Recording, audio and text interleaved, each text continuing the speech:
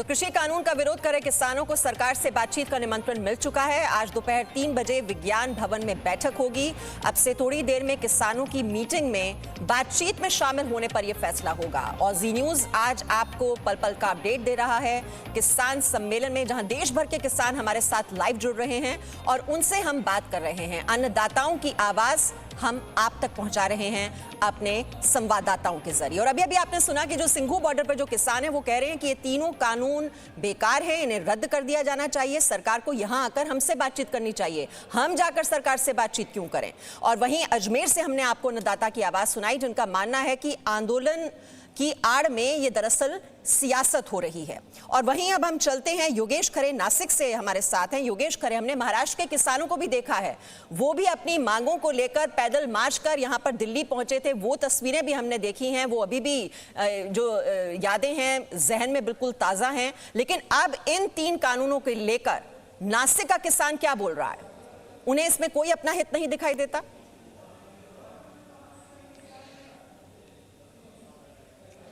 जी, अगर देखें तो महाराष्ट्र में भी ये आंदोलन हो चुका है। यहाँ से मुंबई तक मार्च किया गया था और बाद में दिल्ली में भी किया गया था। नासिक है जो किसान प्याज की नगरी है, पूरे देश को प्याज की आपूर्ति करती है। वहाँ के किसानों से हम लोग बातचीत करते हैं कि क्या है सच। एक किसान है जिन्होंने जो एपीएमसी है, जो पूरा सिस्टम है गवर्नमेंट का, उसको तोड़कर अपना एक नया फार्मिंग बनाया, जिसे कहते हैं चाइनीज वेजिटेबल लगाए और पूरे 5 स्टार होटल को वो खुद बेचते। वो अपने साथ है जो केस स्टडी है कि जिन्होंने एक अलग राह चुनी। आपको क्या लगता है जो ये नए जो कानून बने हैं ये कितने फायदे के हैं? क्या ये सीधा बेचना फायदे में रहेगा? सीधा बेचना तो किसानों के लिए कभी भी फायदे में ही है। अगर देखा जाए तो मार्केट कमेटी जो है वो भी एक सिक्योरिटी है किसानों के लिए। मगर मार्केट कमेटी में जो भी माल अगर हम किसान बेचते हैं तो मानो अगर हम 100 रुपये में वहाँ पे कुछ चीज़ बेचेंगे तो उसका मतलब जो ग्राहक तक जाते जाते उसका वैल्यू 300-400 रुपये हो जाता है। मतलब वो मुनाफा कई किसानों को मिलते नज़र नहीं आता है। तो निश्चित ही अगर किसानों ने डायरेक्ट मार्केट छोड़ के मतलब ग्राहक तक सप्लाई किया तो एक अच्छा रहेगा। मगर ये दोनों बाजू से सोचना चाहिए कि किसानों को अगर मानो यहाँ पे जो नासिक है, यहाँ पे जो अंगूर का बहुत बड़ा माहिर घर बोलते हैं इसको, प्याज की नगरी है, तो ये भी मुश्किल है बहुत कि इनको मार्केट कमेटी में ही बेचना पड़ेगा, क्योंकि इतना बहुत सारा प्याज यहाँ पे होता है।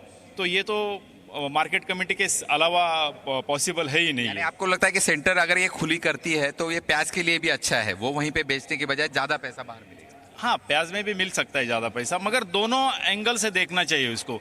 दोनों एंगल से देखना चाहिए कि एक सिस्टम ऐसा, केंद्र सरकार ने जो सिस्टम है उनको मार्केट कमेटी के जो सामने एक ऐसा सिस्टम खड़ा करना चाहिए कि सच में किसानों को कुछ ना कुछ मुनाफा होना जरूरी मिलना चाहिए। जो अभी आंदोलन हो रहा है पंजाब में हो रहा है, महाराष्ट्र में कोई किसान संगठनाएं आंदोलन करते हुए नहीं दिखाई दे रही। ये देखिए, केंद्र सरकार ने जो कायदा पारित किया है वो गलत है, वो सब किसानों के विरोधी है।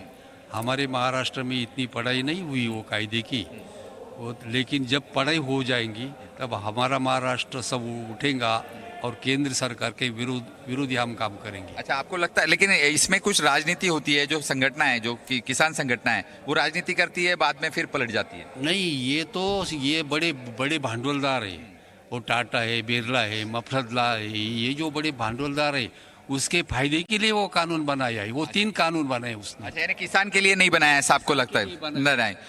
आप युवा किसान हो, आपको क्या लगता है कि जो मार्केट कमेटी ओपन बंद कर दी गई है और पूरे बंद कर दी गई है वो भी शुरू है, लेकिन आप सीधे व्यापारी को बेच सकते हो या तो आप खुद जाके बेच सकते हो? योगेश, मैं आपको रोक रही हूं क्योंकि हमें बड़ी खबर यह मिल रही है कि सुबह 11 बजे किसान संगठनों की प्रेस कॉन्फ्रेंस होने वाली है। दिल्ली के टीकरी बॉर्डर पर यह प्रेस कॉन्फ्रेंस होगी। 17 किसान संगठनों की ओर से ये प्रेस कॉन्फ्रेंस की जाएगी। अब इस प्रेस कॉन्फ्रेंस पर सभी की नजर रहेगी, क्योंकि इसी में ये किसान बताएंगे कि ये जो बातचीत का निमंत्रण सरकार की ओर से दिया गया है उसको लेकर उन्होंने क्या मन बनाया है। तो अभी इस वक्त 9:30 बजे हैं और ठीक 1.5 घंटे के बाद ये किसान संगठनों की प्रेस कॉन्फ्रेंस, दिल्ली के टीकरी बॉर्डर पर यह प्रेस कॉन्फ्रेंस होगी। 17 किसान संगठनों की ओर से ये प्रेस कॉन्फ्रेंस रखी गई है।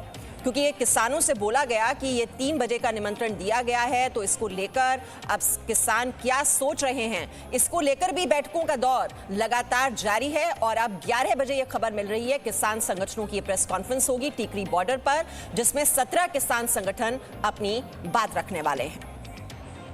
और इस वक्त हमारे साथ किसान नेता युद्धवीर सिंह भी हमारे साथ हैं। युद्धवीर सिंह जी, अब ये बताया जा रहा है कि सुबह 11 बजे ये प्रेस कॉन्फ्रेंस होगी।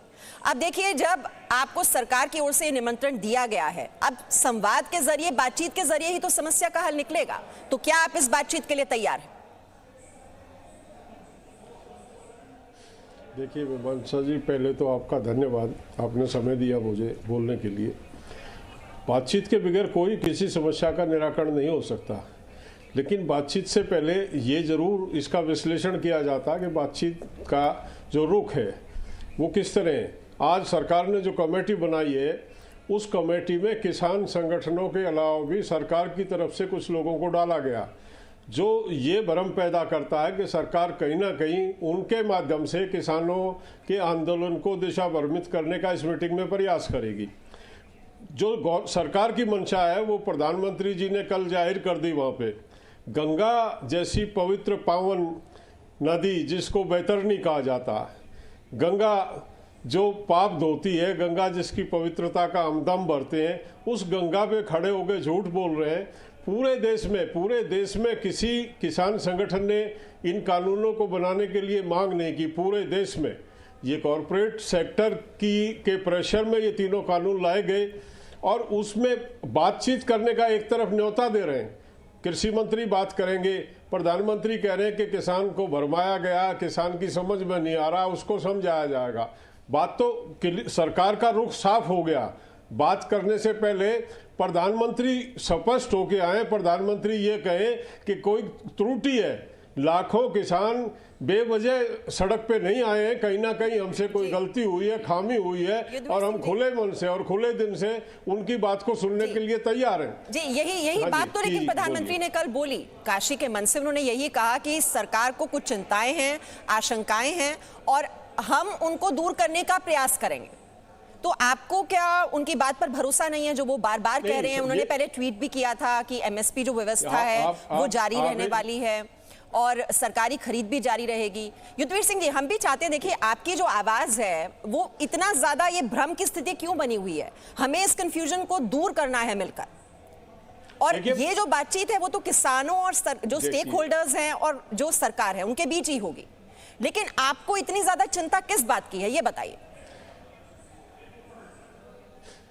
देखिए, प्रधानमंत्री जी मन की बात में अपनी सारी बातें खोलते हैं। परसों उन्होंने बड़ा साफ कहा है कि किसानों की समझ में नहीं आ रहा, किसानों को समझाने की आवश्यकता है। ये लाइन अपने आप में तय कर देती है। प्रधानमंत्री जी बड़े हैं, कृषि मंत्री उनके सबॉर्डिनेट हैं, उनके उस दिशा निर्देश पे काम करते हैं। कृषि मंत्री ये हिम्मत जुटा ही नहीं सकते कि प्रधानमंत्री की लाइन को पलट दें। जैसे पहले 2 मीटिंग हुई है, प्रधानमंत्री जी का रुख ये दर्शा रहा है कि किसान को समझाने का पुनः प्रयास किया जाएगा, और समझाने में कामयाब नहीं हुए तो जिन लोगों को बुलाया गया है उनमें कुछ अपने लोग उन्होंने डाल दिए हैं, वो उस मीटिंग के वातावरण को खराब करेंगे, उसकी दिशा को बदलने का प्रयास करेंगे, ऐसी आशंका हम लोगों को है। विजय सरदाना जी, ये इतनी ज्यादा आशंका और डर किस बात का है कि प्रधानमंत्री बोलते हैं कि आपकी जितनी चिंताएं हैं उनको दूर किया जाएगा, ये फिर डर किस बात का बना हुआ है, या ये डर पैदा करने की कोई कोशिश कर रहा है लगातार? देखिए, सबसे पहले तो मैं किसान भाइयों से एक ही निवेदन करूंगा कि आपने अगर तीनों कानून पढ़े हैं तो तीनों कानून में आपको कौन सी लाइन पसंद नहीं है ये तो बताइए। कौन सा ऐसा क्लॉज है जो आपको विचलित कर रहा है कि ये लाइन ठीक नहीं है, इस लाइन को बदलने की जरूरत है? तब तो समझ में आता है कि हाँ, कानून में कोई कमी है, हम उस कानून को सुधारने की बात कर रहे हैं। जो बातें कानून में नहीं है और जो आज तक किसी कानून में नहीं थी, उनको उठाने का मतलब है हम नया मुद्दा उठा रहे हैं। हम अभी जो कानून इस देश के हैं हम उनकी बात नहीं कर रहे हैं। उदाहरण के लिए, आज तक अगर आप मंडी में माल बेचते थे, आप पुराने टिकैत साहब के इंटरव्यू देख लीजिए, बाकी चीजों के इंटरव्यू देख लीजिए, कांग्रेस का मैनिफेस्टो देख लीजिए, किसान संगठनों की डिमांड देख लीजिए, युद्धवीर सिंह जी अपने संस्थाओं की डिमांड देख लें। आप तो यही कहते थे कि हमें आजादी चाहिए, किसान को अपना रेट तय करने का मौका मिलना चाहिए। पिछले 40 साल से तो यही डिमांड थी। और जब केंद्र सरकार ने आपको ये एक आजादी दे दी कि आपको जहां सही लगे आप बेचो, आप मंडी के भरोसे अगर नहीं रहना चाहते मत रहो, आप अपना बाजार खुद ढूंढ लो, यही तो कहा है कानून में। यही आज तक आप लोग मांगते रहे थे कि मंडी के भरोसे हम क्यों रहें, हमें अपने समर्थन की, हमें अपने पता है कि व्यापार कैसे होता है, हम व्यापारी से ज्यादा कृषि को जानते हैं, हम अपना माल खुद बेच सकते हैं, हमें ये आजादी चाहिए। 40 साल से तो किसान नेता यही मांग रहे थे। जब इन कानूनों में ये बात दे दी गई, अब ये किस देखिए बात विजय के लिए सरदाना जी, विचलित ये हैं? जो अब ये गुमराह कहते करने हैं की कि बात हम कानून कह रहे वापस हैं, ले देखिए लो। ये ट्वीट्स में निकलकर सामने आ रहा है। अब एक और अखिलेश यादव ने जो बात कही है वो कह रहे हैं कि किसानों की जमीन हड़पने का ये षड्यंत्र है, कृषि कानून की आड़ में जमीन हड़पने की साजिश है। आज दोगुनी करने का जुमला देकर ये साजिश रची जा रही है किसानों के साथ। हम किसान भाइयों के साथ हमेशा की तरह संघर्षरत रहने वाले हैं। तो ये अखिलेश यादव कह रहे हैं कि जमीन हड़पने का ये षड्यंत्र है।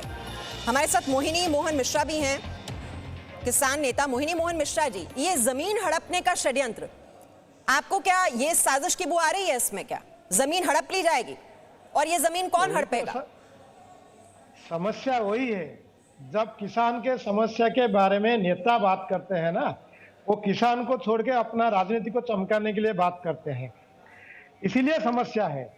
जो विजय सरदाना जी बोल रहे थे, तो सही में अगर ये तीनों कानून को हम थोड़ा ध्यान में देखें तो विषय के लिए हम लड़ते थे।